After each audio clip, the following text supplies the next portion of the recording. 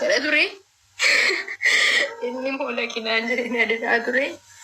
Keessaa gadi tokko madaamiin kun baay'een itti taphatti mataa koonarraa murmurtii waa tokko iyyuu naan gootu.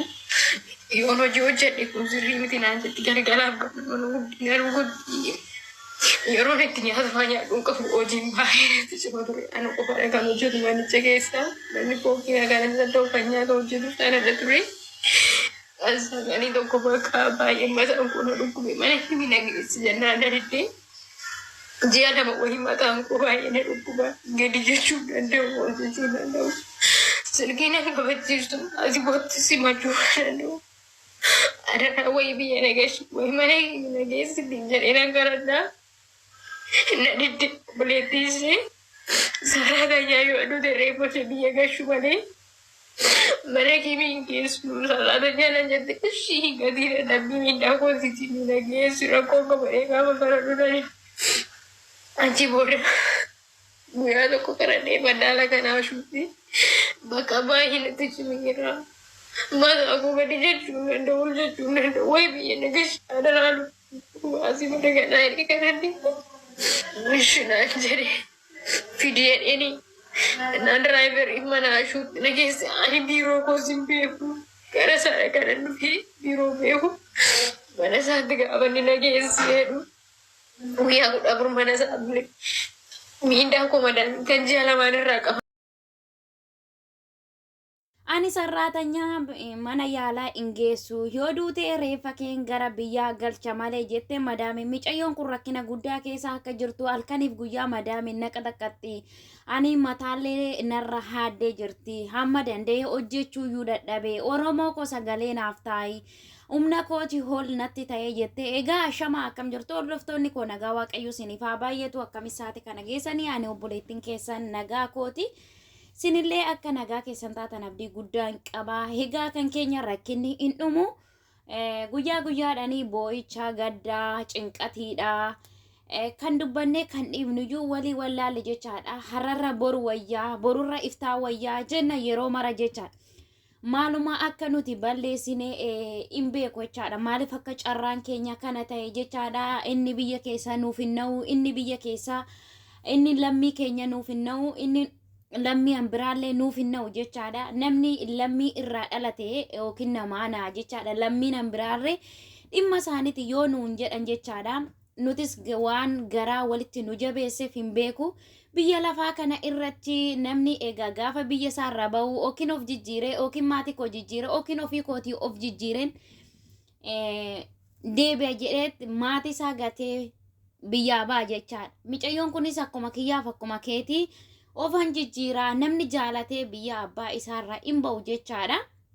Namni osoo waan rakkatiin yoo biyya irraa hin ba'u garuu immoo rakkinni waan baay'ee singooti jechaadha. Carraan akkanaas naa gaaxama jedhee mana hin baanu jechaadha. Carraa kana immoo kan namaaf kennu waaqayyoodha rabbiidha. Carraa ofii immoo hin komatanii.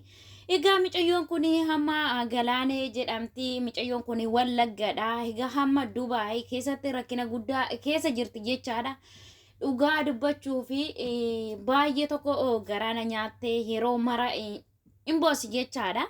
Egaa akkuma nama tokko micayyoon kun erga dhufte baay'ee turte hin jirtu.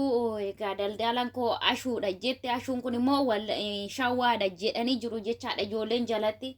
Egaa dhugaa waaqayyoo koomentii micayyoo kanaa jalatti jechaadha ijoolleen baay'ee boo'u jechaadha. Anis akkuma keetii egaa koomentii achi jalaa dubbisaan ture jechaadha. Waaqayyoo rakkina micoo kanarra ga'ee isinirra hin geessisin isinin jedha obboloota koo rakkinni mana keessan iseenini sin immoo like share gochuudhaan nama tokko lama bira yoo ga'ee wal gargaaruu dandeenya lubbuu micayyoo kanaa oolchuu dandeenya irra caala immoo dafqa micayyoo kanaa osoo dhukkubuu osoo dadhabeen jedhin hojjechaa turte jechaadha mindaashillee dhabdee jirti hamma garuu haala hamaa keessa jirti jechaadha. Baay'ee boohallee jirti. Egaa micayyoon kun dura akkuma nam tokko mana madaami galte gaafa mana madaami galtu madaamin mataa keessa qaxaqqaxxi isarra immoo darbee mataa ishii irraa cirte turte jechaadha irraa cirte kaza gaafa kaanitti egaa cinqatii haa ta'u yookiin haaluma namni yoo midhaan hin nyaanne yoo bishaan hin dhunne booda dhukkubaan qabama jechaadha. egaa aanaan na dhukkuba danda'e hin hojjedhu mana yaalaa na geessi jettee itti dubbattee jirte jechaadha. Ani sarraatanyaa mana yaalaa hin geessu yoo duutee reeffa kee biyya galcha malee jetteeni turti jechaadha. Sooshaal miidiyaa irratti gallakkifamtee jirti.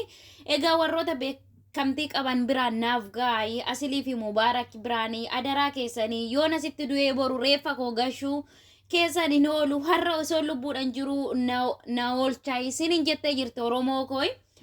Egaa mucayyoon kun gaafa nageessi danda'ee hojjechuu danda'ee mana mataa ol qabadhee hojjechuu dadhabee gara mana yaala nageessi jennaan sarraatanyaa mana yaala geessu hin geessu jettee itti dubbattee jirti jechaadha. Maaloo qarshiidhuma kootiin nageessi jetteen gaafa kaan hojjechuu dadhabee tanan mucaa daldalaan dhufee na fuudhe jette. Egaa biirottis nan deebifne manuma isaa nageessa jettee mana ashuusanii jechaadha daldalaa jechaadha. Egaa akka jettutti ani seera biyya kanaallee beeku wantuma beekullee qabu kanan dhufee dhiyoodha jettee turte jechaadha.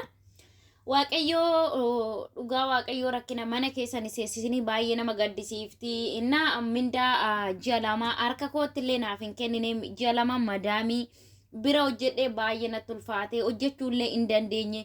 Lammata sarraatanyaan hin jirtu mana san keessa ana bichaadha. Egaa hojii Dubaayii hundumti keessanii hin beektu jechaadha akka mana kaanii miti jechaadha akka biyya kaanii. Amma fakkeenya hoosini fudhadhee mana Beerut keessa sarraatanyaan tokko iyyuu hojjechuu danda'a. Dubaayii keessatti garuu nama tokkoon hojjechuun yoo warra maatii qallaali ta'e malee in ulfaata. Sarraatanyaan nama 3 nama 4 qacaratanii jiru jechaadha.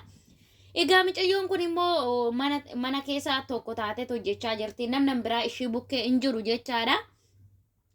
Kana gaafa ji'a lama hojjettu na dhukkubaa danda'e hojjechuu dadhabde jennaan gara mana tashee sanii geessite jechaadha. Mindaa ji'a lama itti kennite guyyaa 14 mana tashee sanii ture. Mana tashee sanii gaafan turu hojii hambiraa na galchee jettee turte. Egaa hamma immoo mana addisii galte sanii gaafa ji'a tokko fixxuu mindaa kunaaf kenni harkatti jettee gaafa gaafannuun tasheen siifan kenna jettee gaafa duraa zim jettee hamma immoo gaafa lammata gaafa ji'a lama fixuu mindaa naa kennennaan tasheen gaafadha jetteeni. Tasheen gaafadha malee ani sitti hin kennu jetteeni. Egaa namni gaafa hojjetu natsaa miti jechaadha. Ji'a manaa dhiisiti. Guyyaa lamayyuu yoo irra darbee hamma nuti harru nutu beeka jechaadha. Gaafa isaan nu erga walii gadi kaannee gaafa isaan maal jedha wal akka itti jirru numatu beeka jechaadha mana Arabaa keessatti. Inna gaafa kana gootu mucayyooni tashee gaafadhunnaan tasheen siif kennitii obsaan eeggadhu jedheen jechaadha. Daldalaan bara kana keessa maraatee jira. Mucayyoon kun maallaqa ishillee dhabdee jirti. Egaa gaafa ji'a 3 guuttu tashee dadawaltee maal inni wanti kuni mindaa koo maaliif naan kennine jettee gaafatti jechaadha. Gaafa gaafattu bilookii karaa muluu godhe jechaadha. Mucayyoon kun biyya kana keessallee beekee gara tokkotti socho'uu hin danda'u. Mindaa koo isa dura niitiin madaamii ishii san bira tureesi isumatu fudhatee na madaamin ishiitti kennite achumaan hammifatee ammas immoo deebi'ee kan ji'a 3 waan isaan walii galanii hin beeku jettee jirte jechaadha. Obboleettiin keenya wanti isaan walii galanii wanta hin beeku tokkollee hin qabu jettee jirti. Mindaa ji'a 5 hamma aga ammaatti hanisii hojjedhee maatii koo yookiin ofii kootiif han dhufe zim jedhee akkamittan natsaa hojjedha. Isarra immoo darbee hamma dhukkuba hamaa keessan jira jettee turti. Obboloota koo dhugaa waaqayyoo maal akka isinin jedhu beeku. Daldalaan bara kanaas hammaate. Namni bara kanaa qarshii irratti haadha keeyyumaan taane namni namaaf yaaduu dhiise. Maal dhugaa waaqayyoo baay'ee tokko ulfaataa. Egaa ijoolleen keenya jechaadha. Dubaay kanallee xiqqoo amma ta'e homaa miti. Garaa kaanis kan dhokatee fakkeenyaaf amma yoo isin fudhadhe mucayyoon kuni boossee waan akkasii viidiyoo achi jalatti jechaadha. Anis akka keetiiti halkanii guyyaa na qaxaqqaxxi. Garuu waanan godhu wallaale jireenyaaf du'aa keessan jira. Obboleettii koo yoo jiraannes yoo duunes rabbi bira dhannaa homaa miti waliin jedhu jechaadha ijoolleen. Mucayyoon kun boossetti viidiyoo postotte namatu postoteef natti fakkaate. Inna achi jalatti ijoolleen baay'een jechaadha. Ani akkas kana keessan jira. Ani immoo isa kana keessan jira. Koomentii achi jala baay'ee tokko mataana dhukkubse jechaadha. Obboloota koo ani wanta sinin jedhu tokko hin qabu. Biyya keenya keessa isin dhufina sinin jechuutti biyya keenya haala irra jirtu nan beeka jechaadha. Biyya keessa teessee sammuudha darbuurra asittis gaafa dhufte sammuudhuma darbuudha jechaadha. Amma daldalarra ba'uun jiru si gurgurataa maal namni bakka akkam sinin jedha sareenu biyya ormaatti kabaja qabdi namni inni biyya ormaallee nuunna'u nutillee waliin naanu jechaadha. Amma hundumti keenya iyyuu birriidhaaf boonya jechaadha. Dhugaa waaqayyoo ilmoon namaa haadhiif abbaan mucayyoon koo na jijjiirti yookiin qotiyyoo isaa yookiin namarraa liqeeffate mucayyoo kana erge agaa ammaatti maallaqa takkitti biyyatti hin ergine jettee dubbattee jirti. Baay'ee tokko garaa na nyaadhe dhimimmaa ishii dhugaa waaqa akkatti kokkee jala walgaa maal gootaree carraadha. Carraa ofii immoo hin komatanii egaa dhugaa dubbachuu fi waaqayyoo waan godheef sababa qaba jechaadha. Bara hamtuu bara dukkanaa bara iftiin jirre bara ijoolleen keenya mimmaan inni Arabaas inni Itoophiyaawwinis Oromoon keenyas ciisee waliin bulu jechaadha. Shira walitti xaanee guyyaa guyyaadhaan gadda guyyaa guyyaadhaan ishiin kun immoo baate yoo jenne kanan biraatitti dhufa jechaadha. Mucayyoon kun immoo rakkina guddaa keessa jiru hammallee ani waan hin beekun qabu silkiillee narraa cufatee mindaa ji'a shanii na dhoowwate hanama mucayyoon kun dhukkubsachaa jirti jechaadha. Mataan irraa dhaadillee na dhukkubaa jira jettee jirti. Baay'ee haala ulfaataa keessa jirti jechaadha. Obboloota koo akkuma humna keessanitti sagalee waliif taa'aa isiniin jedha. Maal jennaan nuti yoo sagalee waliif taane malee inni kaan dhimma hin qabu jechaadha. Duratti dubartii bichaadha. Amma garuu dhiirris haala hamaa keessa jira jechaadha. Nu dubartii bichaa osoo hin taane dhiironni illee hamma fidanii daldaalonni gataa jiru jechaadha. Eeguma duratti shamarran keenya boosii alatti gatamtii gudeeddamtii wanta baay'eedha jechaadha. Amma garuu ijoolleen keenya dhiirallee gara Dubaay kanatti baay'ee rakkachaa jiru jechaadha. Daldaala fidee kanuma qoonqan beekan bakkeetti gataa jiru jechaadha. Keessattuu shamarran kana wayya shamarran yoo xiqqaate 100 garuu dhiirri 400 300 isayyuu piroosisii malee jedhee baasanii biyya ormaa dhufanii gaafa dhufan hojiin hin jiru waa meeqaa kana jechaadha. Hojireenyi biyya keenyaa jiree ijoolleen biyya keenya akkasitti rakkachaa jiru jechaadha. Dhugaa waaqayyoo hedduu tokko rakkachaa jiru jechaadha.